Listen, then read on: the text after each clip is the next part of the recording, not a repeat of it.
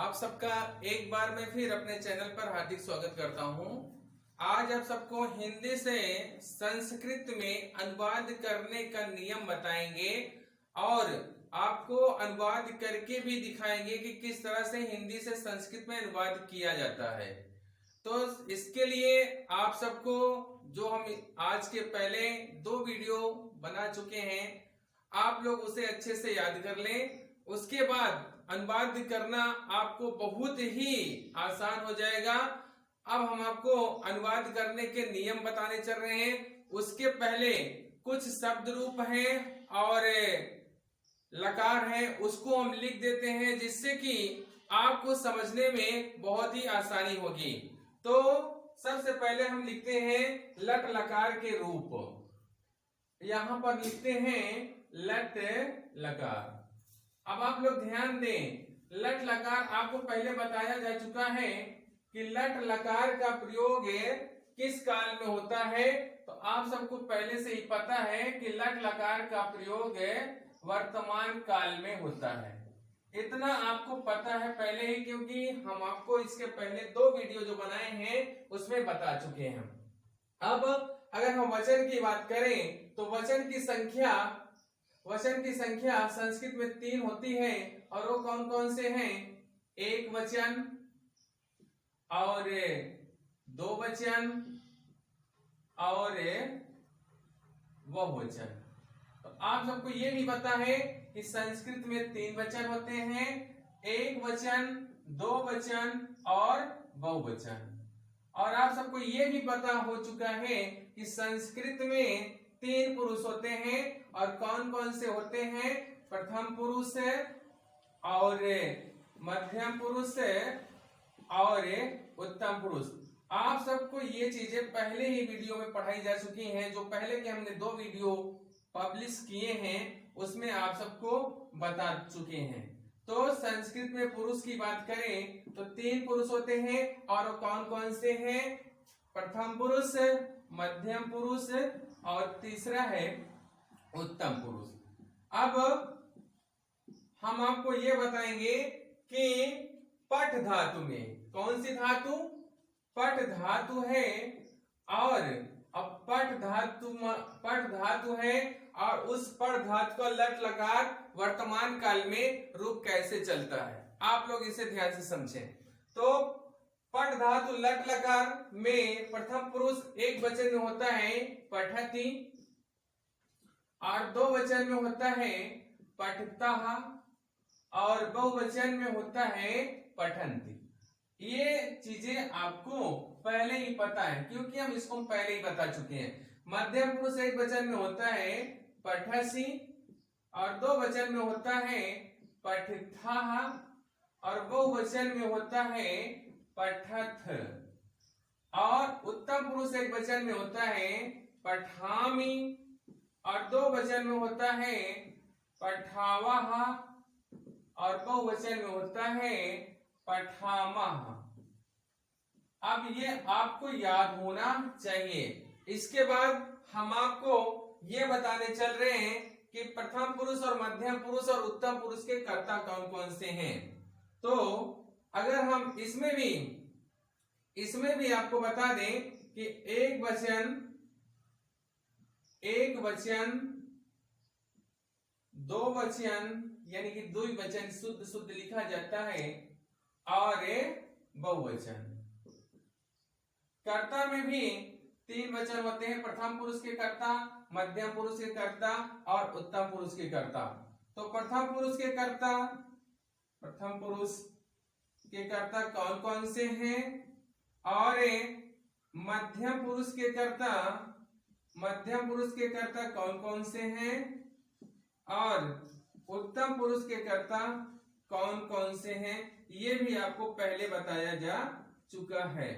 तो अगर हम उत्तम पुरुष की बात करें तो एक वचन में होता है मैं और 2 वचन में हो जाता है इसी मैं का हम दोनों। और ठीक इसे हम समझें तो बहुवचन में यही मैं चला जाता है हम सब। और मध्यम पुरुष के कर्ता की बात करें तो एक वचन में होता है तुम और दो वचन में इसी का हो जाता है तुम दोनों, और बहुवचन में हो जाता है तुम सब, तुम सब।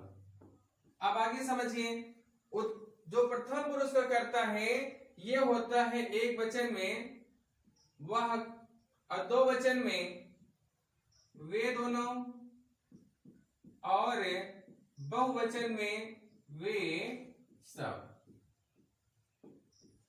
इसके अलावा प्रथम पुरुष में कौन से कर्ता हो सकते हैं? किसी पुल्लिंग का नाम हो सकता है या किसी स्त्रीलिंग का नाम हो सकता है, और जो ये वह शब्द आया है वह पुल्लिंग भी हो सकता है और नपुंसक लिंग भी हो सकता है।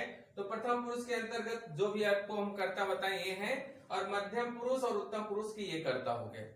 अब आप लोग समझिए कि इसके अनुवाद के नियम क्या है, इसे आप लोग अच्छे से समझिए। अब हमारा वाक्य है कि मैं किताब पढ़ता हूं। ध्यान दीजिए, हमारा वाक्य पहले थोड़ा सा और सरल बताते हैं ताकि आपको कोई दिक्कत ना हो। पहला वाक्य बताते हैं वह किताब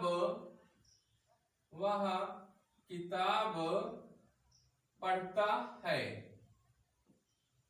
वह किताब पढ़ता है।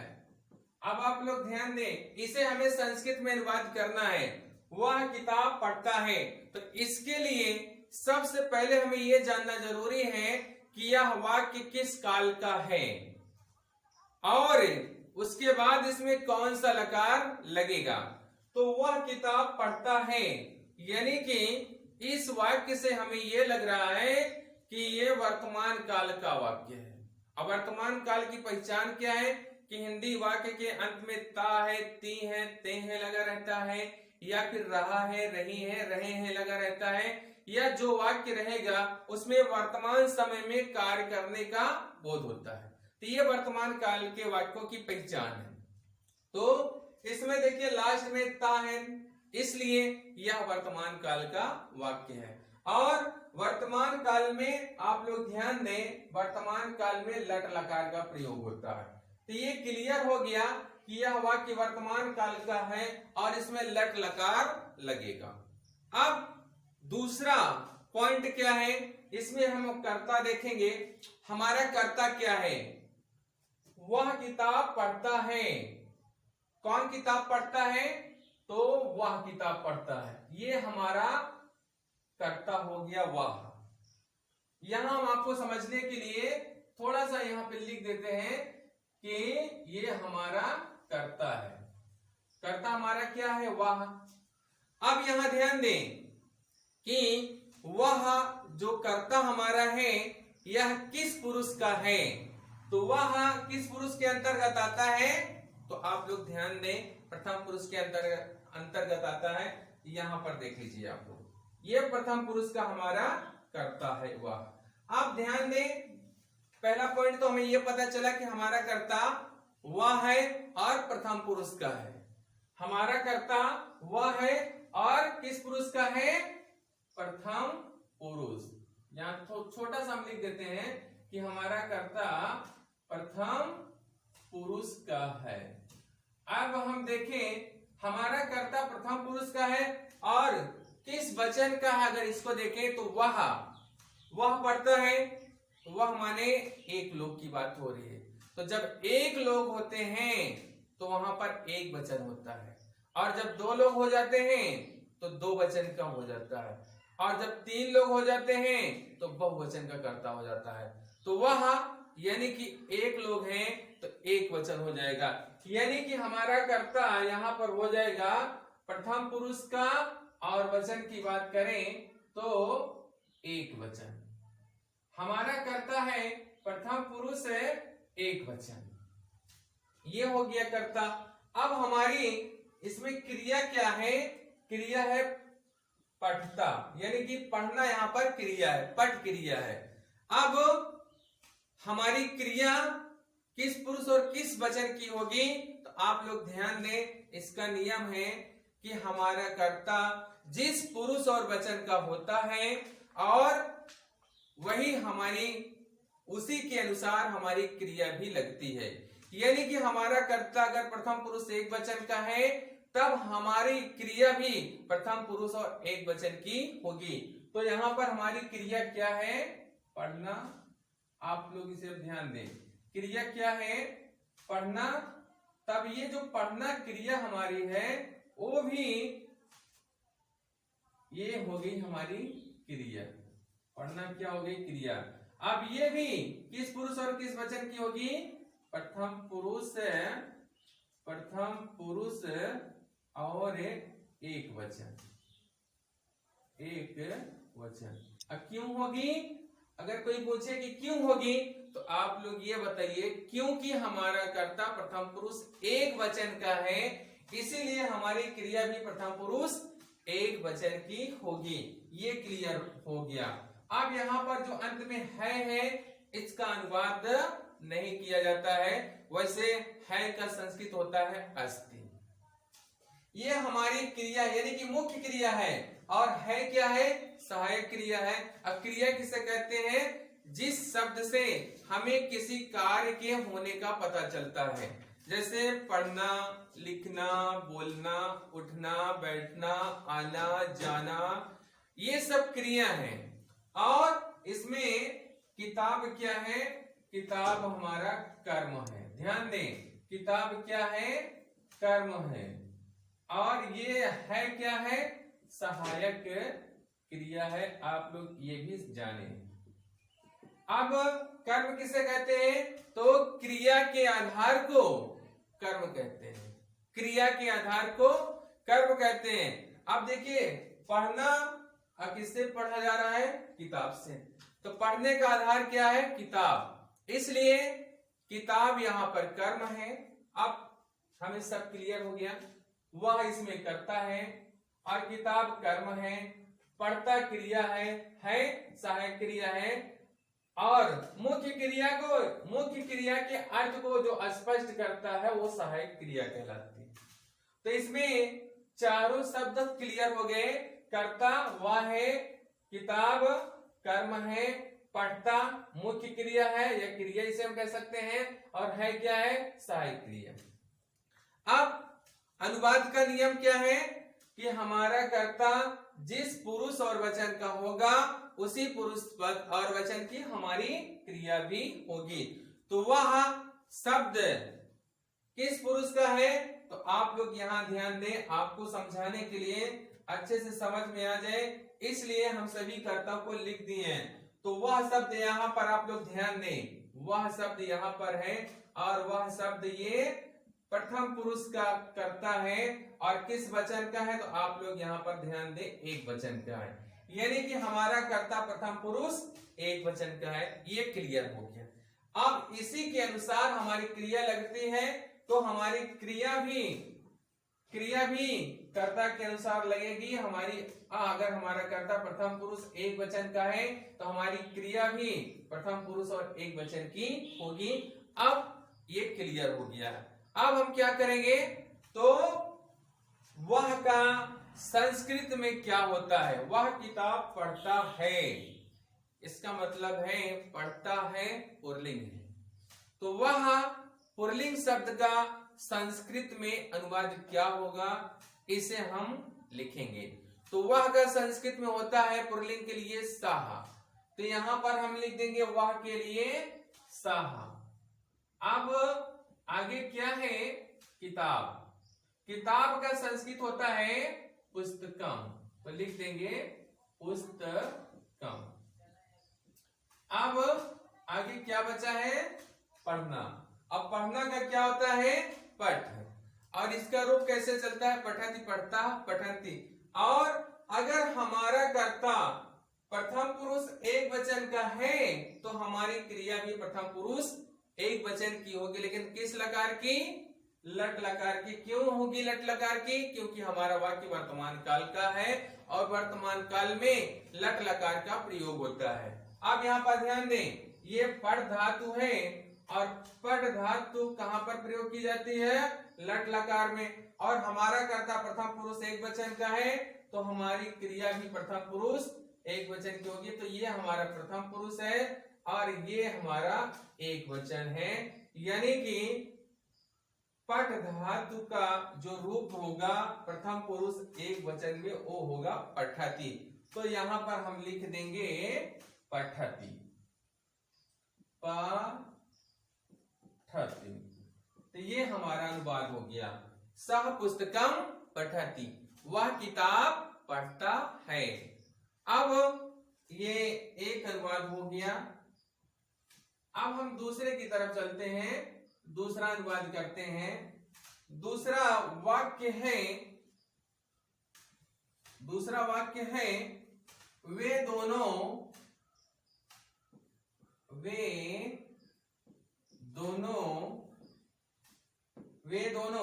किताब पढ़ते हैं, वे दोनों किताब पढ़ते हैं। अब आप लोग ध्यान दें, वे दोनों किताब पढ़ते हैं, लास्ट में ता है, ती है, ते है, आए तो वर्तमान काल होता है और वर्तमान काल में लट लकार का प्रयोग होता है। ये अभी हम पहले वाले वाक्य में आसानी से समझ चुके हैं। अब इसमें भी, इस वाक्य में भी लट लकार लगेगा क्योंकि हिंदी वाक्य के अंत में ते है। अब सीधा हम कर्ता के पास चलते हैं। इसमें कर्ता क्या है? वे दोनों कर्ता है। तो वे दोनों कर्ता है, ये किस पुरुष का कर्ता है? तो आप लोग ध्यान दें, यहां पर वे दोनों है। ये अगर हमारा कर्ता की बात करें तो प्रथम पुरुष का कर्ता है और किस वचन का है? दो वचन का। और यहां पर हमारा कर्ता क्या हो गया? प्रथम पुरुष और दो वचन। यदि हमारा कर्ता प्रथम पुरुष और दो वचन का है तो ये हमारी क्रिया भी प्रथम पुरुष और दो वचन की होगी। अब उसको हम लिखेंगे कैसे? वे दोनों का संस्कृत में क्या होता है? तो आप लोग ध्यान दें, वे दोनों को संस्कृत में हम तौ कहते हैं। अब यहाँ पर स्त्रीलिंग है, पुल्लिंग है, तो ये भी देख लेते हैं। वे दोनों किताब पढ़ते हैं, यानी कि पुल्लिंग है, तो वह शब्द का पुल्लिंग में क्या होगा? वे दोनों के लिए तौ। तो वे दोनों को हम लिख सकते हैं तौ, यहां पर लिख देते हैं तौ। अब किताब का क्या होगा? इसके पहले हम पढ़े हैं एक वाक्य, और पुस्तकम होता है किताब का। किताब का हो गया पुस्तकम। अब अगर हमारा कर्ता प्रथम पुरुष से दो वचन है तो हमारी क्रिया प्रथम पुरुष और दो वचन की होगी, लेकिन लकार कौन सा होगा? लट लकार। क्यों होगा? क्योंकि वर्तमान काल में लट लकार का ही प्रयोग होता है। एक वचन में पठति है और दो वचन में क्या हो जाएगा? पठता। तो यहाँ पर हम लिख देंगे पठता। अब हमारा अनुवाद हो गया पूरा। तो पुस्तकम पठता, वे दोनों किताब पढ़ते हैं। अब तीसरा वाक्य हम लिखते हैं और तीसरे वाक्य का अनुवाद करते हैं। तीसरा वाक्य है वे सब किताब पढ़ते हैं, वे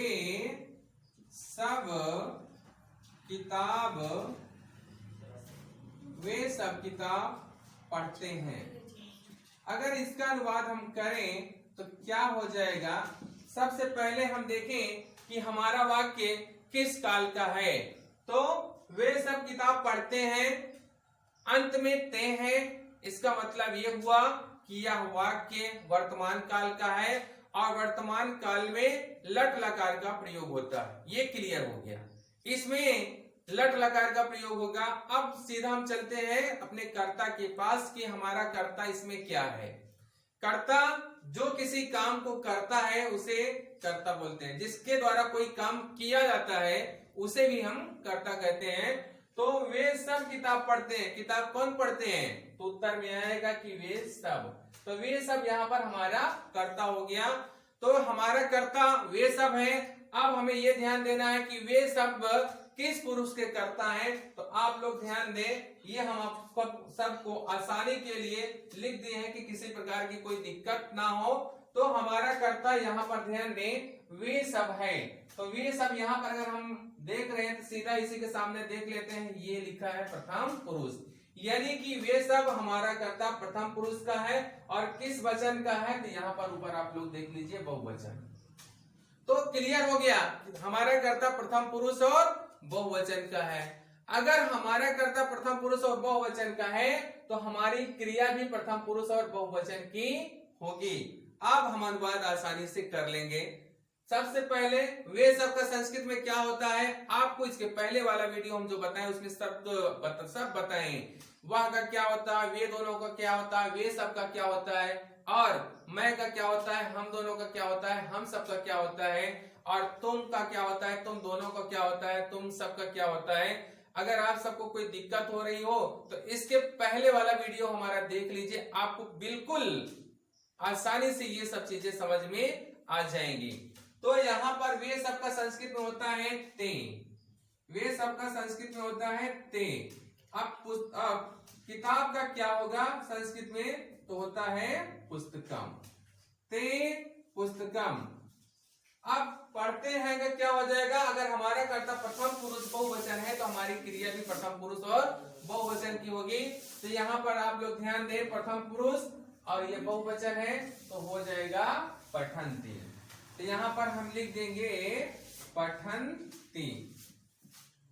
अब ये आपका अनुवाद हो गया पूरा, ते पुस्तकम पठन्ति, वे सब किताब पढ़ते हैं।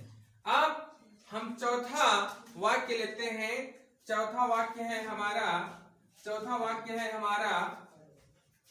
तुम किताब पढ़ते हो, तुम किताब पढ़ते हो, तुम किताब पढ़ते हो, ये हमारा वाक्य है। अब उसी प्रकार इसे भी हम देखते हैं कि हमारा वाक्य किस काल का है। तुम किताब पढ़ते हो, हिंदी वाक्य अंत में ता है, ती है, ते है, रहे, तो ये समझ लीजिए कि हमारा वाक्य वर्तमान काल का है। अगर हमारा वाक्य वर्तमान काल का है तो उसमें ये आप लोग अच्छे से समझते हैं कि लट लकार का प्रयोग होता है। तो इस वाक्य में लट लकार का प्रयोग होगा। अब सीधा इसमें ढूंढेंगे हमारा कर्ता किस पुरुष और किस वचन का है। तो कर्ता इसमें क्या है, तुम है। अब तुम शब्द किस पुरुष और किस वचन का है, आपको इसके पहले हम पढ़ा चुके हैं और यहाँ पर लिखे थे, आप ध्यान दें। तुम ये है, ये एक वचन का है और कौन सा पुरुष है, मध्यम पुरुष। यानी कि हमारा कर्ता मध्यम पुरुष और एक वचन का है। हमारा कर्ता मध्यम पुरुष और एक वचन का है। हमारा कर्ता मध्यम पुरुष और एक वचन का है, इसलिए हमारी क्रिया भी मध्यम पुरुष और एक वचन की होगी। तो तुम का संस्कृत में क्या होता है, आपको हम ये सारी चीजें इसके पहले वाले वीडियो में बनाए हैं, आप लोग देख लीजिएगा। और तुम का होता है त्वम, अब किताब का होता है पुस्तकम, त्वम पुस्तकम। अब हमारा कर्ता मध्यम पुरुष एक वचन का है, इसलिए हमारी क्रिया भी मध्यम पुरुष और एक वचन की होगी। तो हमारी क्रिया हो जाएगी मध्यम पुरुष और एक वचन में पठसि, पठसि, त्वम पुस्तकम पठसि। अगर हमारा कर्ता मध्यम पुरुष एक वचन का है तो हमारी क्रिया भी मध्यम पुरुष और एक वचन की होगी। इस तरह आपका अनुवाद हो गया त्वम पुस्तकम पठसि।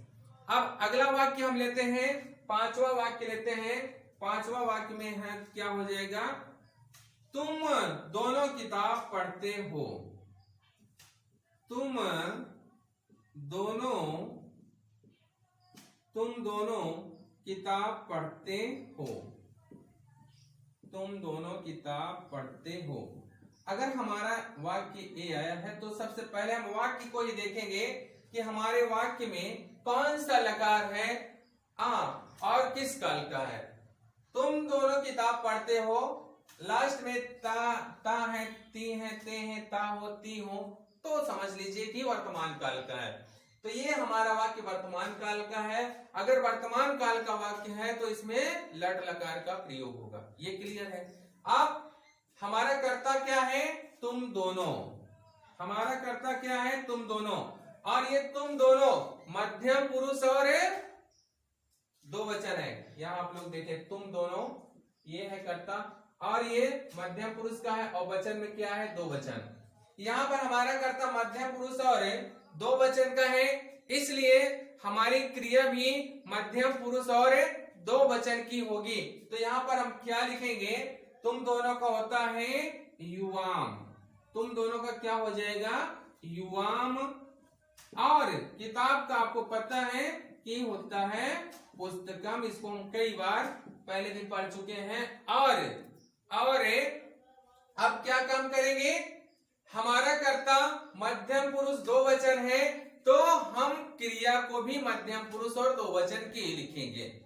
क्योंकि हमारा कर्ता मध्यम पुरुष दो वचन है, इसलिए हम अपनी क्रिया को भी मध्यम पुरुष और दो वचन की ही लिखेंगे। तो मध्यम पुरुष और दो वचन की क्रिया क्या हो जाएगी, यहाँ पर आप लोग देख लीजिए, मध्यम पुरुष और यहाँ पर दो वचन हो जाएगा पठथः, पठथः, ये हमारा हो जाएगा अनुवाद पूरा। और अब आपको हम छठा अनुवाद बताते हैं, छठा वाक्य का। हम तुम सब किताब पढ़ते हो, एक वाक्य है, छठा वाक्य है तुम सब किताब पढ़ते हो। अच्छे से आप लोग समझिएगा, तुम सब किताब पढ़ते हो, ये भी हमारा वाक्य वर्तमान काल का है। तुम सब किताब पढ़ते हो, तुम सब किताब पढ़ते हो, ये हमारा वाक्य है। अब इसमें हम कर्ता की बात करें तो तुम सब है। अब तुम सब कर्ता है, तो तुम सब का संस्कृत में क्या होता है उसे आप लोग लिखिए, तुम सब का हो जाता है त्वम, सॉरी तुम सब का त्वम युवाम यूयम, तुम सब का हो जाएगा यूयम। और किताब का हमको ऑलरेडी पता ही है कि होता है पुस्तकम, तो यहां हम लिख देंगे पुस्तकम। अब हमारा कर्ता मध्यम पुरुष बहुवचन का है, तो हमारी क्रिया भी मध्यम पुरुष और बहुवचन की होगी। आप लोग ध्यान दें, यहाँ पर तुम सब है, तुम सब मध्यम पुरुष और बहुवचन है, इसलिए हमारी क्रिया भी मध्यम पुरुष और बहुवचन की होगी। तो क्या हो जाएगी पठथ यूयम पुस्तकम पठथ। तो ये हमारा वाक्य हो गया पूरा।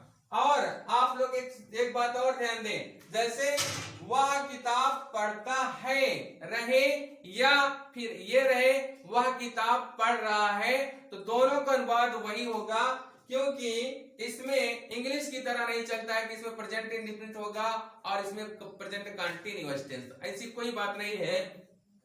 इसमें वह किताब पढ़ता है और वह किताब पढ़ रहा है, सब एक ही है। और उम्मीद करते हैं कि आप सबके समझ में आ गया होगा। और आज हम जितना भी अनुवाद बताए हैं और अनुवाद से संबंधित नियम बताए हैं, आप लोग इसे अच्छे से पढ़ लें। अगर आप सबके समझ में ना आया हो तो आप कमेंट करिए, आपके कमेंट का उत्तर हम जरूर देंगे। आप सबसे रिक्वेस्ट है कि आप लोग हमारे वीडियो को शुरू से अंत तक देखें, सब्सक्राइब करें और अपने दोस्तों के पास शेयर करें, और ज्यादा से ज्यादा आप लोग हमारे वीडियो को देखें, जिससे कि ज्यादा से ज्यादा लोगों को फायदा हो सके। और वीडियो देखने के लिए मैं एक बार फिर आप सबको बहुत बहुत धन्यवाद देता हूं।